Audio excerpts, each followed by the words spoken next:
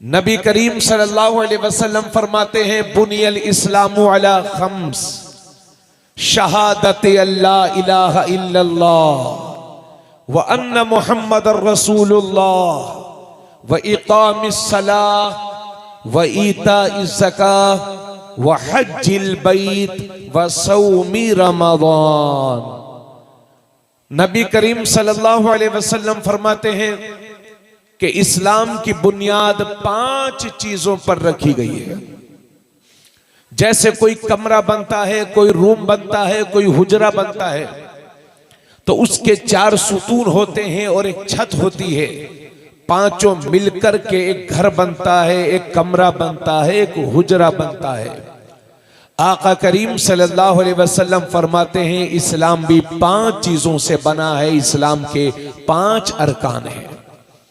उनमें से सबसे पहली चीज इस बात की गवाही देना कि अल्लाह के सिवा कोई माबूद नहीं और मोहम्मद सल्लल्लाहु अलैहि वसल्लम अल्लाह के बंदे और उसके रसूल हैं।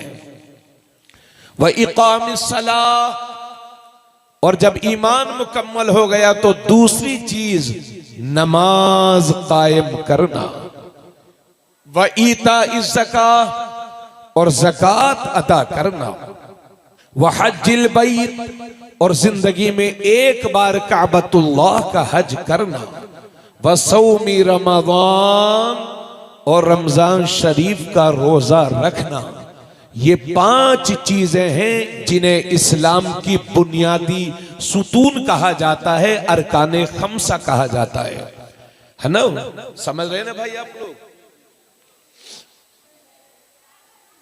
ए बच्चों, बेटा जरा शोर ना करो। पीछे वाले बच्चों अदब से बैठो बेटा, शोर ना करो। आप हजरात ये जितने लोग हैं सब बैठ जाओ, और जो बैठे हैं थोड़ी सी तकलीफ बर्दाश्त करो, थोड़ा सा बोलने दो ताकि अच्छा लगे सुन करके। आप हजरात के भी ईमान में ताजगी आए, मेरा भी ईमान ताजा हो। तो हजरात ये 5 चीजें हैं इस्लाम के बुनियादी अरकान। उनमें से सबसे पहली चीज अल्लाह को एक मानना और रसूलुल्लाह सल्लल्लाहु अलैहि वसल्लम को अल्लाह का आखिरी नबी और रसूल और अल्लाह का बंदा मानना।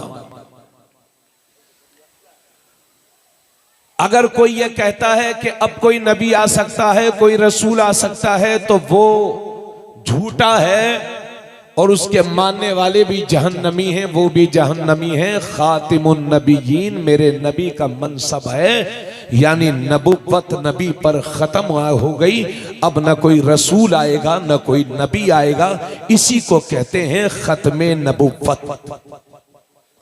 अब न कोई रसूल आएगा न कोई नबी आएगा। तवज्जो से सुनिएगा। और जब हमारा ईमान मुकम्मल हो गया, अकीदा सही हो गया, तो अल्लाह ने सबसे पहले मुसलमान पर जो चीज फर्ज फरमाई है वो है 5 वक्त की नमाज। और दूसरा फर्ज ज़कात। अगर अल्लाह ने हमें 7.5 तोला सोना या 52.5 तोला चांदी का मालिक बनाया है, ये उतने पैसे हमारे पास हैं, और उस पर साल गुजर जाए, जो शराइत हैं ज़कात के वो पूरे हो जाएं, तो अल्लाह ने हमारे माल में हमारे मुसलमान गरीब भाइयों का भी हिस्सा रखा है। 40वां हिस्सा, यानी 100 रुपये में 2.5 रुपये, 1 लाख में 25,000 रुपया हमारे माल में अल्लाह ने हमारे गरीब भाइयों का हक रखा है। और ये भी सुन लो, शायद मुझे फिर याद रहे कि ना रहे, आका करीम सल्लल्लाहु अलैहि वसल्लम फरमाते हैं जो ज़कात अदा नहीं करता, न उसकी नमाज कबूल होती है, न उसका हज कबूल होता है, न उसका रोजा कबूल होता है। और दूसरी चीज है हज। ये मियां टूर नहीं है, टूर। हज जिस तरह से नमाज और ज़कात फर्ज है, इसी तरह से हज भी फर्ज है। अभी तो इसी मजमे में कितने बड़े बड़े करोड़पति, लखपति, अरबपति बैठे होंगे। 5-5, 3-3 मंजिला शानदार मकान बने होंगे। 1-1 करोड़, 2-2 करोड़ के कारोबार, 10-10, 20-20 लाख की गाड़ियों से घूमते हैं। मगर हज करने के लिए कहिए तो कहते हैं हजरत साहब अभी उम्र नहीं हुई है।